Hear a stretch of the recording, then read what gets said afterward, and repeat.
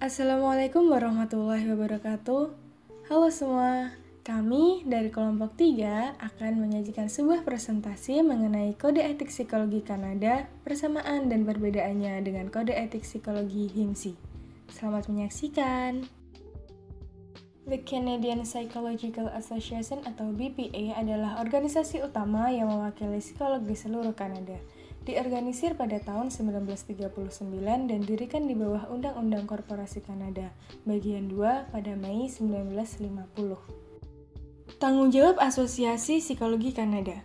Asosiasi Psikologi Kanada mengakui tanggung jawabnya untuk membantu memastikan perilaku etis dan sikap etis di pihak psikolog. Upaya untuk memastikan perilaku etis dan sikap etis meliputi, yang pertama, mengartikulasikan prinsip, nilai, dan standar etika. Yang kedua adalah mempromosikan prinsip, nilai, dan standar tersebut melalui pendidikan formatif dan berkelanjutan, supervisi, teladan sejawat, dan konsultasi. Yang ketiga adalah mengembangkan dan menerapkan metode untuk membantu psikolog memantau etika, perilaku, dan sikap mereka. Yang keempat adalah mengadili keluhan tentang perilaku tidak etis. Yang kelima adalah mengambil tindakan korektif jika diperlukan. Canadian Code of Ethics for Psychologists. Kode etik psikologi Kanada mengartikulasikan prinsip, nilai, dan standar etika untuk memandu semua anggota Asosiasi Psikologi Kanada, baik ilmuwan, praktisi, ataupun ilmuwan praktisi. Meskipun beberapa standar etikanya khusus untuk kegiatan atau konteks tertentu, prinsip dan nilai etikanya dapat diterapkan baik anggota bertindak dalam penelitian, layanan langsung, pengajaran, pengawasan, administrasi, manajemen, pemberi kerja, karyawan, siswa, peserta pelatihan, konsultatif, peer review, editorial, saksi ahli, kebijakan sosial, atau peran lain yang berkaitan dengan disiplin ilmu psikologi. Prinsip dan nilai etika juga berlaku terlepas dari modalitas komunikasi yang digunakan. Persamaan kode etik HIMSI dengan kode etik Kanada. Persamaan yang pertama yaitu kode etik HIMSI bab 3 pasal 8 tentang peningkatan kompetensi psikolog dan atau ilmu psikolog wajib melaksanakan upaya-upaya yang berkesinambungan guna mempertahankan dan meningkatkan kompetensi mereka. Sedangkan kode etik Kanada prinsip 2 Pasal 9 tentang kompetensi dan pengetahuan, psikolog diharapkan untuk selalu mengembangkan kompetensi dengan berbagai pengetahuan yang relevan, metode penelitian, teknik dan teknologi, dan dampak terhadap individu dan kelompok, misalnya pasangan, keluarga, organisasi, komunikasi, dan masyarakat, melalui bacaan literatur yang relevan, konsultasi sejawat, dan melanjutkan kegiatan pendidikan agar praktek pengajaran, supervisi, dan kegiatan penelitian akan bermanfaat dan tidak merugikan orang lain. Lalu persamaan yang kedua yaitu kode etik HIMSI bab 5 pasal 24 tentang mempertahankan kerahasiaan data, pasal 25 tentang mendiskusikan batasan kerahasiaan data kepada pengguna layanan psikologi, pasal 26 tentang mengungkapkan kerahasiaan data. Sedangkan dalam kode etik Kanada diatur dalam prinsip 1 pasal 42, pasal 44 dan pasal 45 tentang confidentiality, yaitu berbagi informasi rahasia dengan orang lain hanya sejauh diperlakukan secara wajar untuk tujuan berbagi dan hanya dengan persetujuan dari mereka yang terlibat atau dengan cara yang melibatkan individu dan kelompok tanpa mengungkapkan identitas, kecuali seperti yang seharusnya atau dibenarkan oleh hukum atau dalam keadaan yang mungkin membahayakan. Selain itu juga harus berhati-hati dalam mengungkapkan informasi kerahasiaan serta harus mengambil tindakan tegas dan bertanggung jawab untuk melindungi privasi dan kerahasiaan. Kemudian persamaan yang ketiga yaitu kode etik HIMSI bab 1 pasal 2 prinsip A tentang penghormatan pada harkat martabat manusia.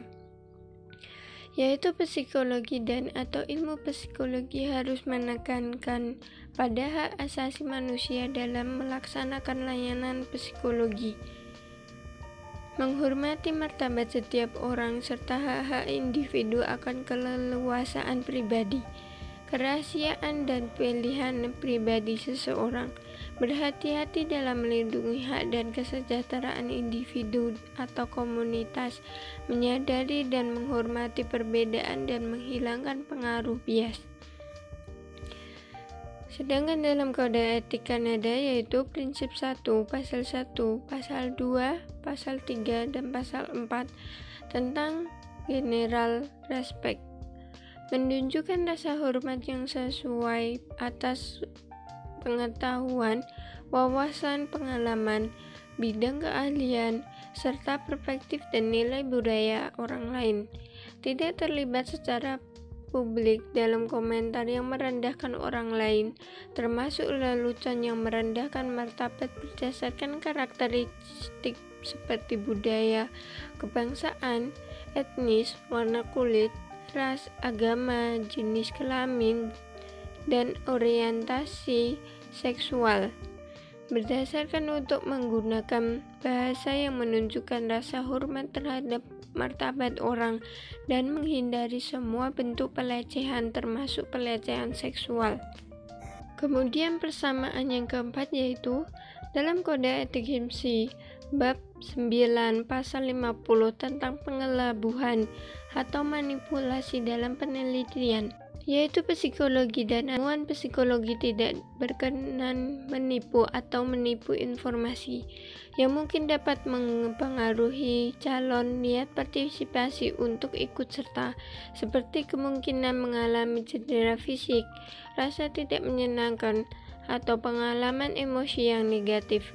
Penjelasan harus diberikan sedini mungkin agar calon partisipasi dapat mengambil keputusan yang terbaik untuk terlibat atau tidak dalam penelitian. Sedangkan dalam Kode Etik Kanada diatur dalam prinsip 3 pasal 23 tentang avoidance of incomplete disclosure and deception, yaitu tidak terlibat dalam pengungkapan atau penipuan yang tidak lengkap dalam penelitian yang membutuhkan informed consent.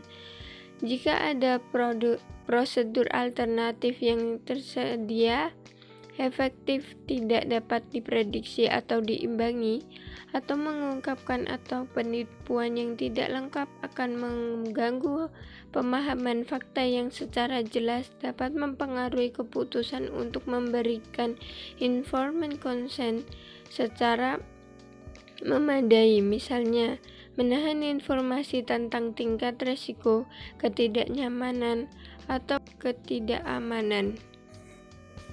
Persamaan selanjutnya antara Kode Etik HIMSI dan Kode Etik Kanada. Pada Kode Etik HIMSI bab 4 pasal 20 tentang informed consent, setiap proses di bidang psikologi yang meliputi penelitian, pendidikan, pelatihan, asesmen, intervensi yang melibatkan manusia harus disertai dengan informed consent. Informed consent adalah persetujuan dari orang yang akan menjalani proses di bidang psikologi yang meliputi penelitian, pendidikan, pelatihan, asesmen, dan intervensi psikologi. Persetujuan dinyatakan dalam bentuk tertulis dan didatangkan oleh yang menjalani pemeriksaan atau yang menjadi subjek penelitian dan saksi. Pada Kode Etik Kanada prinsip 1.16 hingga 1.26 tentang informed consent berbunyi mendapatkan persetujuan dari partisipan yang terlibat dalam penelitian, menghormati setiap keputusan dan keinginan partisipan baik secara tertulis maupun tidak, mengetahui bahwa mendapat informed adalah proses yang melibatkan meluangkan waktu untuk membangun hubungan saling percaya yang sesuai dan mencapai kesepakatan untuk bekerja secara kolaboratif dan mungkin perlu diperoleh lebih dari sekali. Selanjutnya antara Kode Etik HIMSI dan Kode Etik Kanada. Pada Kode Etik HIMSI bab 4 pasal 17 tentang konflik kepentingan berbunyi psikolog atau ilmuwan psikologi menghindari dari melakukan peran profesional apabila kepentingan pribadi, ilmiah, profesional, hukum, finansial, kepentingan atau hubungan lain diperkirakan akan merusak objektivitas, kompetensi atau efektivitas mereka dalam menjalankan fungsi sebagai psikolog atau ilmuwan psikologi, atau berdampak buruk bagi pengguna layanan psikologi serta pihak-pihak yang terkait dengan penggunaan layanan psikologi tersebut.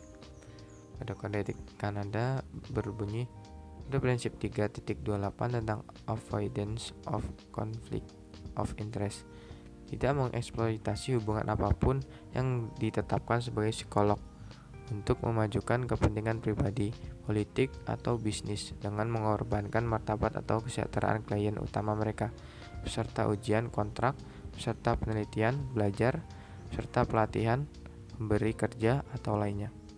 Persamaan ketujuh antara kode etik IMSI dengan kode etik Kanada. Ada kode etik IMSI bab 4 pasal 16 ayat 2 tentang hubungan majemuk.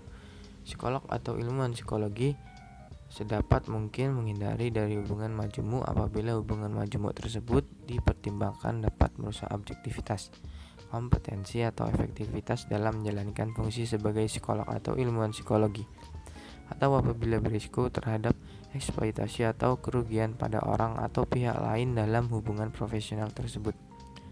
Pada kode etik Kanada, prinsip 3.9 tentang objectivity, lack of bias berbunyi mengevaluasi bagaimana pengalaman, sikap, budaya, keyakinan, nilai, perbedaan individu, pelatihan khusus, tekanan eksternal, kebutuhan pribadi, dan konteks sejarah, ekonomi, dan politik mereka sendiri dapat mempengaruhi aktivitas dan pemikiran mereka. Mengintegrasikan kesadaran ini ke dalam upaya untuk bersikap subjektif mungkin dan tidak menimbulkan bias dalam penelitian, layanan, pengajaran, pengawasan, pekerjaan, evaluasi, adjudikasi, editorial, dan kegiatan peer review. Persamaan berikutnya yaitu persamaan keempat. Pada kode etik IMSI bab 1 pasal 2 prinsip di ayat 1 berbunyi, psikolog atau ilmuwan psikologi memahami bahwa kejujuran dan ketidakberpihakan adalah hak setiap orang.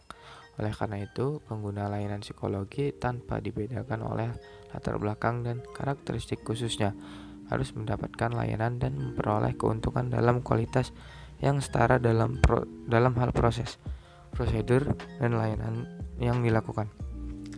Pada kode etik Kanada, prinsip 1.12, prinsip 1.13, dan prinsip 1.14 tentang fair treatment atau due process berbunyi, bekerja dan bertindak dengan semangat perlakuan yang adil kepada orang lain, membantu untuk menetapkan dan mematuhi proses hukum dan prosedur keadilan alami lainnya untuk pekerjaan, evaluasi, adjudikasi, editorial, dan kegiatan tinjauan sejawat.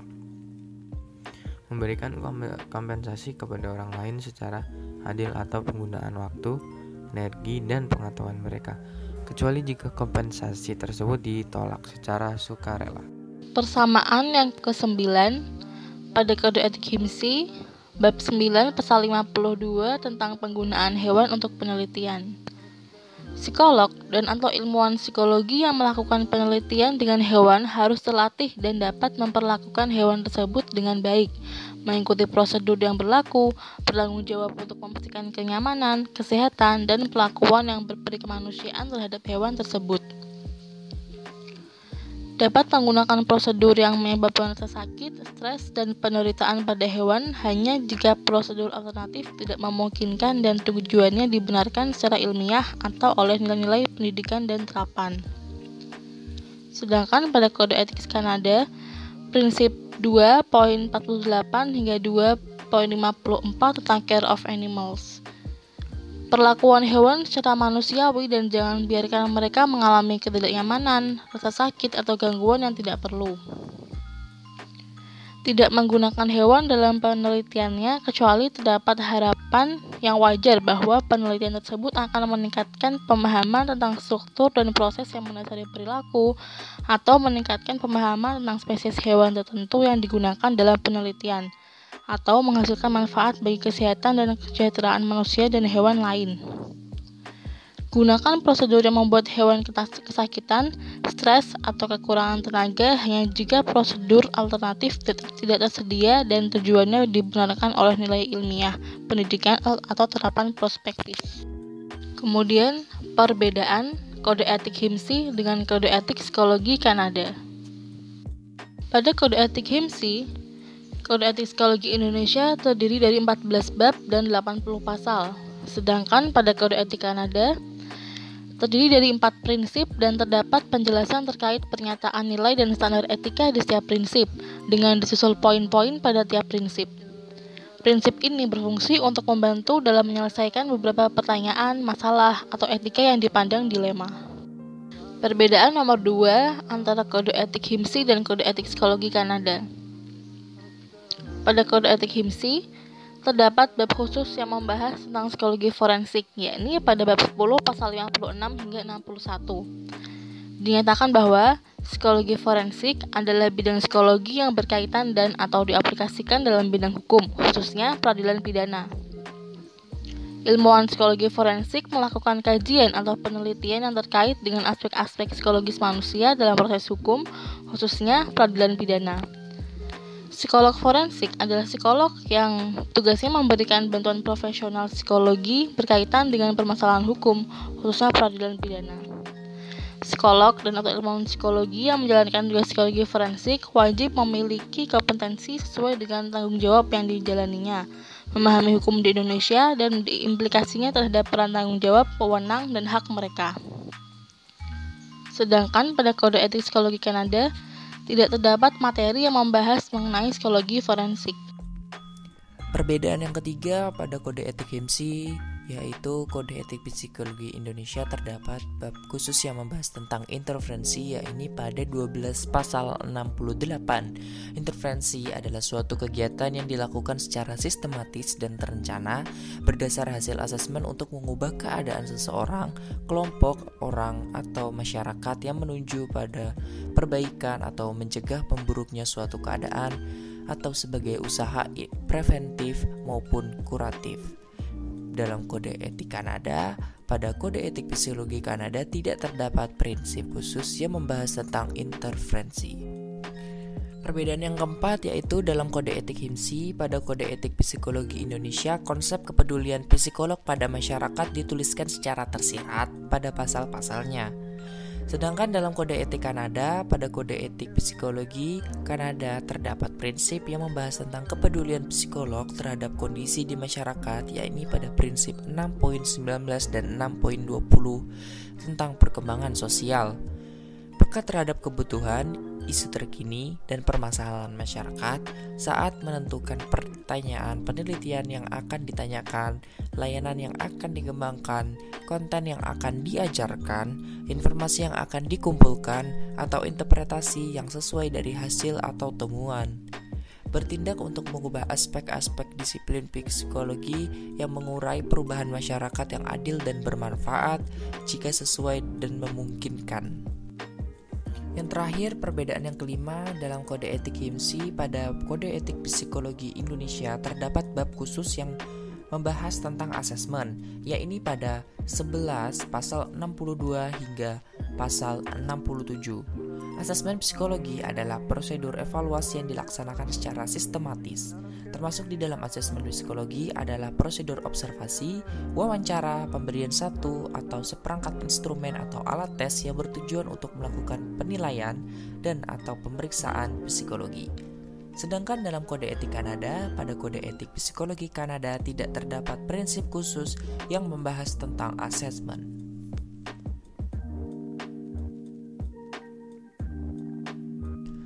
Kesimpulannya, The Psychological Association Canada atau BPA adalah organisasi utama yang mewakili psikolog di seluruh Kanada. Itu diorganisir pada tahun 1939 dan didirikan di bawah Undang-Undang Korporasi Kanada bagian pada Mei 1950. Standar profesi di setiap negara berbeda satu sama lain, karena pada setiap negara mempunyai kriteria yang mengacu pada kemampuan dari masyarakat di negara tersebut, juga menyesuaikan dengan kebutuhan terkait profesi dari masing-masing negara. Jadi itu saja yang dapat kami sampaikan, kurang lebihnya mohon maaf. Wassalamualaikum warahmatullahi wabarakatuh.